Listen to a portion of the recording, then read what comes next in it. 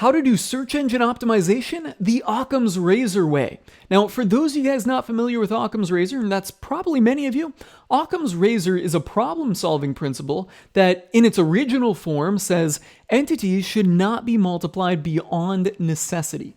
And over the centuries, that has been kind of reworded, modified, and paraphrased to say among competing hypotheses, the one with the fewest assumptions should be selected.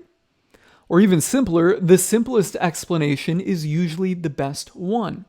And once I learned about Occam's Razor a few years ago, I started applying this to many different aspects of my business life and the decisions that I had to make. Because so often I would find myself looking at complex situations and analyzing, and eventually falling into this state of analysis paralysis where I just didn't do anything and delayed making a decision because I was just analyzing so much data.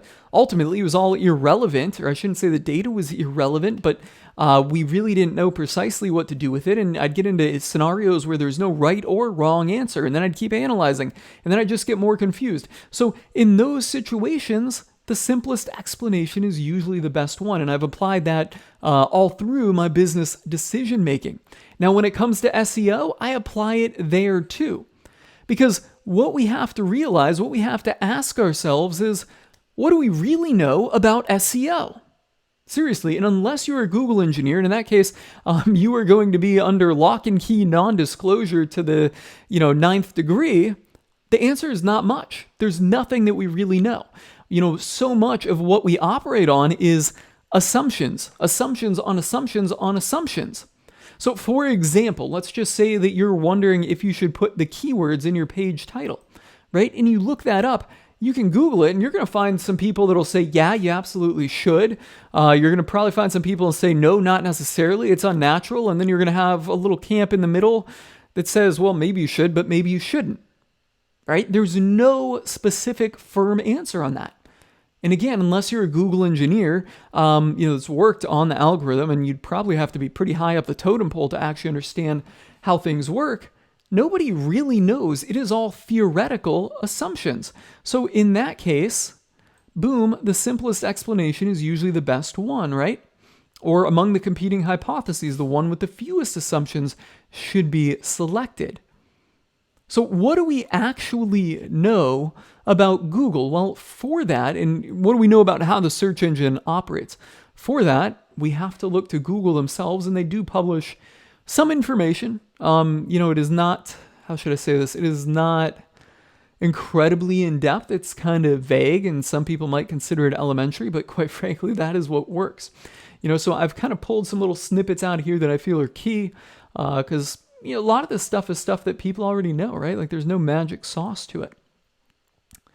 So, first of all, let's make a few kind of observances on the platform, right? I call them logical platform observances. Number one, if you're trying to do SEO, you want to get traffic from Google. To actually get that, people have to be searching for it. People have to be searching for something. I don't think it is probably the best word, but it was the best word I could come up with, right? But there's probably a better word out there. But people must be searching for it, whatever you're trying to put in front of them or get traffic for. And I see this a lot in really small, I don't want to say small niches, but where do I see this? In B2B services, I often see this. Right? Because they have small markets. There's not a ton of people. Or when it's a new product or a new service, nobody is actually searching for it. Or maybe, there's not enough people searching for the problem that it solves. Right? And in those cases, if you are publishing stuff and have a website on something that nobody is searching for, you are not going to get any traffic. A lot of people in the affiliate authority niche site kind of space, content publishing space, make that mistake. They'll often start a blog because that's what they're passionate about. And then they just write about whatever they want to write about and they publish on that, but that is not what people are searching for. It might be something that people find engaging and important and helpful and beneficial. But again, nobody's going to find it because it's not on a topic that people are searching for. Right? It's just kind of the platform functionality. Okay, prerequisite things we need to get out of the way. And number two, competition matters. It's relatively easier to create useful and interesting content on topics where no one else is, right? So meaning, if you create something that on a scale of interesting and useful is on a scale of 1 to 10, it's only a 4, but there's nobody else out there publishing on it, well, yours is now the most interesting and useful, right? If there are 100 other people out there publishing on it, well, now the competitiveness of being interesting and useful is a lot higher. The bar of interesting and useful is a lot higher because you have to either outperform them with interesting and useful, or you have to have a more valuable website, more trustworthy website that Google deems your website is certainly, without a doubt, going to be more relevant to the search query than the competitors, right? So competition matters. Both these things, or competition matters, is something that's really covered in keyword research, right? But these are just two kind of basics of how Google operates. Okay, so if you're doing SEO, you need to consider these things. We're going to come back to this in a second. What else do we know? Well, these ones I put in quotes here are things that I pulled exactly from the SEO starter guide there on Google Search Central. Interesting and useful content has a higher chance of being ranked near the top, right? Google wants to serve people the most interesting and useful content for whatever they are searching for. 101, right? So you can basically sum that up with create good content. Have a good user experience, right? Do people really enjoy your website, or maybe not enjoy it, but do they want to back out of it, right? Is it frustrating for users? So page speed matters. Do you have ads on there? Does content shift around? Does it look good on all devices? Does it look good? One of the things that I think, okay, and here we're getting into assumptions now, one of the things I think matters is having unique images, things like that. But let's not dwell on that. Just having a good user experience on your page. Mobile friendly, okay? No secret, most of the traffic these days out there is coming from mobile, so things need to be mobile friendly. Page speed, how fast does your page load? Nobody likes a slow website, and again, that's not a good user experience. And then promoting your website, and these are all things that work, right? So Google talks about it here, and what do they say? Promote your website, right? So know about social media. It's kind of basic stuff, right? Don't spam your link, don't purchase links. But basically promote it and get people back to it. Analyze your search performance and user behavior. I think user behavior is important here. Where is it? Analyzing user behavior on your website. They talk about user behavior a lot. But promoting your website, these things all work. Again, you're probably looking at this going, well, this is, incredibly basic stuff, right? We want secrets. Well, the thing is we don't know about secrets, right? Secrets usually don't work. They're usually based on assumptions. They're usually complicated and unnecessary. Some other things here, this is just something that I kind of observed. Google generates their own titles and description for your posts sometimes. And this isn't something I actually, just observed. Google actually comments on this. Why Google rewrites meta descriptions, right? So going back to this, their titles and your meta description is what I'm talking about. Google rewrites them. The first reason is poor use of a meta description by not using it summarized. Second, more accurately match the search query. Third, Google is trying to match the search query with content, but the match isn't in the description, etc. Basically, what I'm pointing out here is that Google does rewrite your titles and meta description. For that reason, I'm not even using description because, well, in the case of Occam's Razor, the simplest solution is best, which is just do no meta description because Google's pulling it anyways. Okay, so what does that leave us to do when we don't know this stuff? Or, when Google is doing this stuff, or this is what we know. Another thing here, too, I want to point out is Google uses latent semantic indexing, which basically means they're looking at other context clues other than a literal keyword. That's important.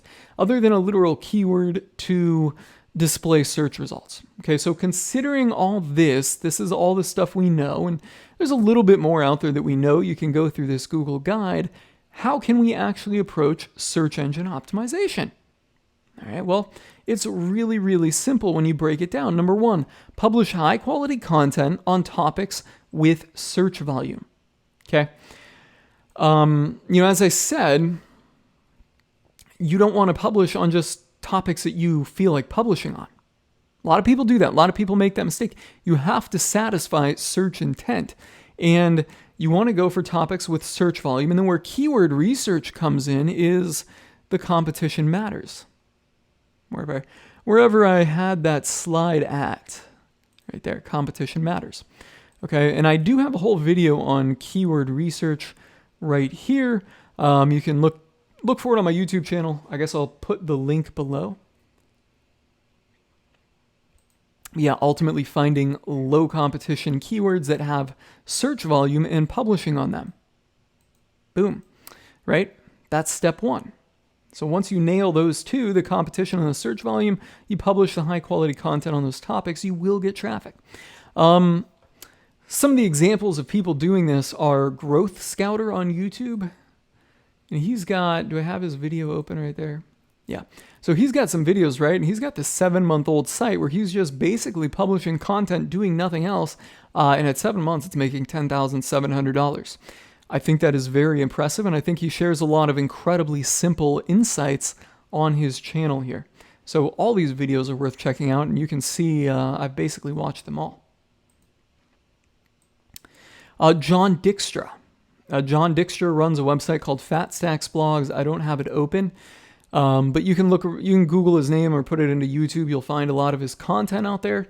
He makes a ton of money. Again, just satisfying search intent for keywords with low competition and a decent amount of volume. Myself, I'm doing this on my own website I'm doing this on my own website at the moment. And just one other example, that I just kind of pulled up was business.com. And you can find a lot of these content-based websites right here online. Right? I mean, this is really an authority site or an affiliate site. That's how they make their money. Granted, they clearly have a lot of bankroll behind this operation. But what they're doing is publishing content, high quality content on certain topics. I don't know what their keyword research process looks like. At this point, they're probably far enough along that they don't really care about competition. It's just publish, publish, publish. But that's basically how they're doing it. They're satisfying search intent. Like, there's really no secrets. As you're seeing this website, you're probably coming up with 100 other sites in your mind or a few others that you know about that are just out there publishing magazine-style, high-volume content, and that's what they're doing, and that's how they're getting a ton of traffic. Like, they're not out there begging for backlinks. They're not out there trying little SEO hacks or anything. They are simply publishing content that satisfies search intent and building their brand. The next thing, which leads us to number 2, promote your site to real people. Google basically tells us to do this in their guide here. And, what I believe, or why I believe it matters is, number 1, you're going to pick up some backlinks and all that, yada, yada. But I think that Google analyzes behavior on your page. You see a lot about user behavior, and you even see that in the guide, although they don't specify how they're measuring it. They're measuring it in some way, and there's a few ways that they could be doing that. One would be through Chrome browser. The other would be through Google Analytics. Possibly how many other people are sharing, liking, and commenting on it on a social platform. It's not far-fetched, and we don't know exactly, and I'm not going to pretend to know exactly how they're doing it, but they seem to be measuring it, or they talk about user behavior, so they're certainly measuring it. And the only way to get user behavior is to get real people onto your site. And I'll cover a few ways that I do it. Number 1, email to a mailing list. So if you're building your mailing list through some type of lead magnet, sending an email out saying, hey, we published this, let me know what you think, yada, yada. That works. Email to targets. So specific people that might be, that might find your article beneficial. And I say outreach, but you're doing that with no expectation of a link. That works. Sharing it in a Facebook group, okay? So if you've got a website that's getting traffic, you could create a Facebook group around your website and drive organic traffic to that. That way you've got your audience there. Kind of like a mailing list. Rather than building a mailing list, you're building a Facebook group that has an audience you can reach out to. You can share it in there. Get real people there. Finally, you can run ads. And I actually do this, and I see very good success with this. A piece of content that is on a high volume topic, running ads to it on Facebook, Pinterest. Facebook and Pinterest would be the 2 methods that I would use to do it.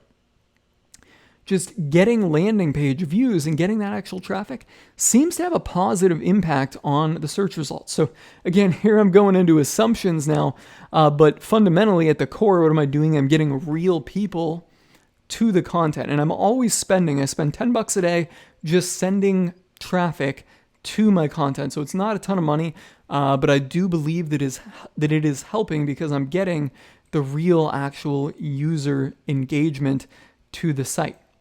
So that is it. Literally 2 steps to, where is it? Where's the slide?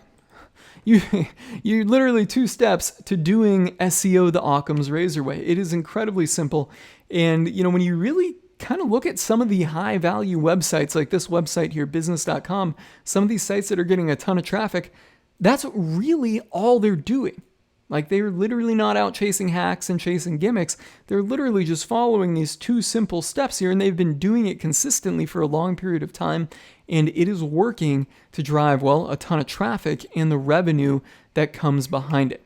So on that note, guys, if you guys have any questions on this, drop them in the comments below. Otherwise, I'm signing off.